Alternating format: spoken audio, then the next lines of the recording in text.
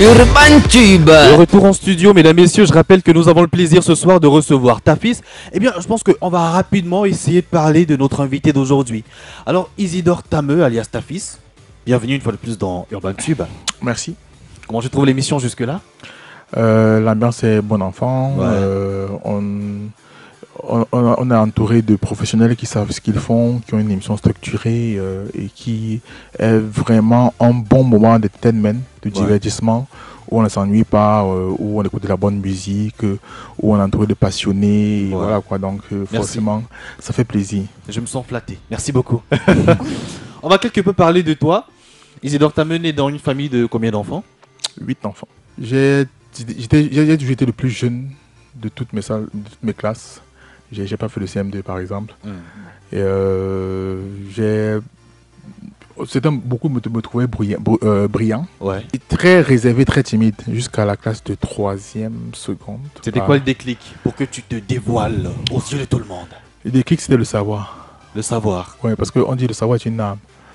Et je pense à l'âge de 16 ans que j'ai écrit mon tout premier livre. Ouais. Mon tout premier livre qui est un essai littéraire. Ouais. Un essai sur les complexes. Il y a 3 livres que j'ai écrits en l'espace de 2 ans, entre 16 ans et 18 ans. Après mon bac, j'avais environ 18 ans. Je joue au baseball. Je joue déjà au baseball avant d'avoir mon bac.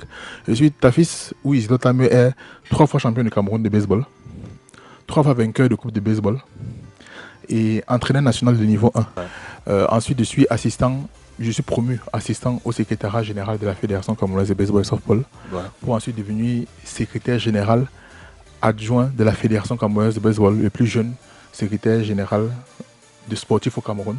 Et par la suite, à 21 ans, je deviens le directeur de la communication de la Confédération africaine de baseball et softball, qui s'appelle APSA, basée au Nigeria. Au même moment, je suis l'un des assistants du directeur exécutif de l'ACNOA, paix à son âme, M. Sonny Winslow. C'est l'instance fêtière du sport de l'olympisme en Afrique, dont j'étais l'assistant du directeur exécutif. Et au même moment, j'étais enseignant dans un collège après le bac. Enseignant de français et de philosophie. Et je me rends compte en fait, qu'il y a un déficit communicationnel au sein du club et au sein de la fédération. Je me dis donc, ok, je vais devenir le community manager. À l'époque, c'était encore quelque chose de vraiment inédit.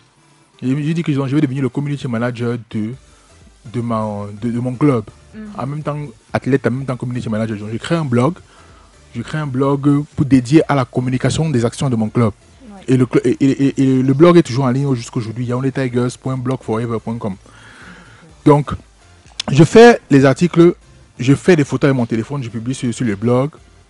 Et donc, le président de la fédération qui reçoit les newsletters que j'écris pour mon club et que j'envoie aussi les newsletters à l'international.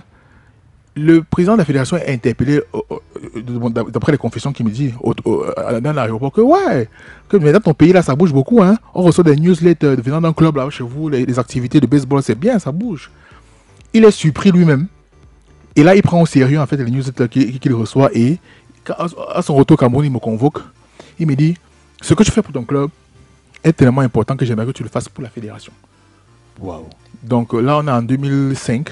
T'avais quel âge sensiblement à cette période? 2005, j'étais dans les 18 ans, je crois. Ouais, il est déjà très important. Oui.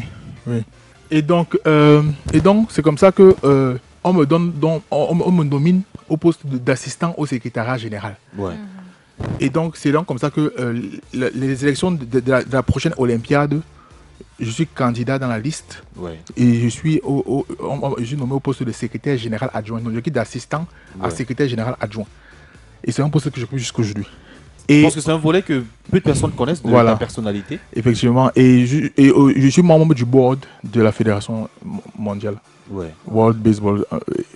Et aussi, c'est cette période-là, les gens ne savent pas, mais le Cameroun a été champion du monde au World Children's Baseball Fair au Japon. À côté aussi, vu qu'étant passionné par la musique, j'ai écrit un album, enregistré un album, sorti un album.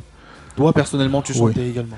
J'ai fait un album de rap. C'est toujours disponible déjà ou bien? Oui, je pense qu'il y a la moitié des titres qui sont disponibles sur les plateformes de distribution digitale.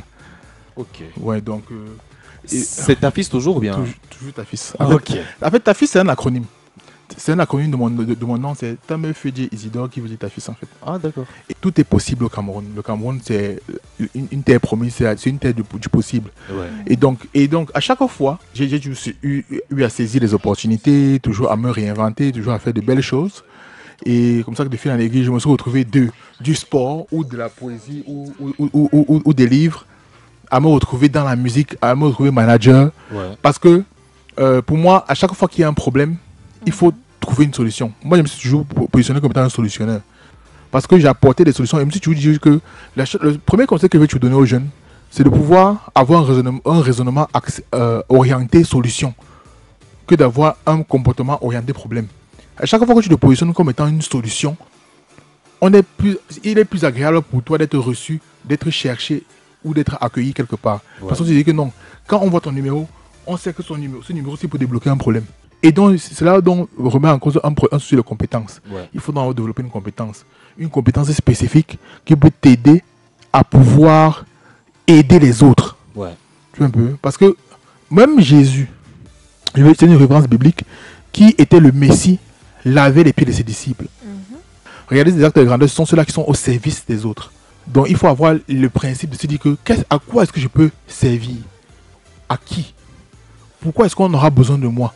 Et lorsque tu réfléchis comme ça, c'est là comme ça que forcément, l'univers du possible, ce qui pensait être impossible devient possible. 18h-20h, c'est l'heure du Bouna, c'est ta fréquence.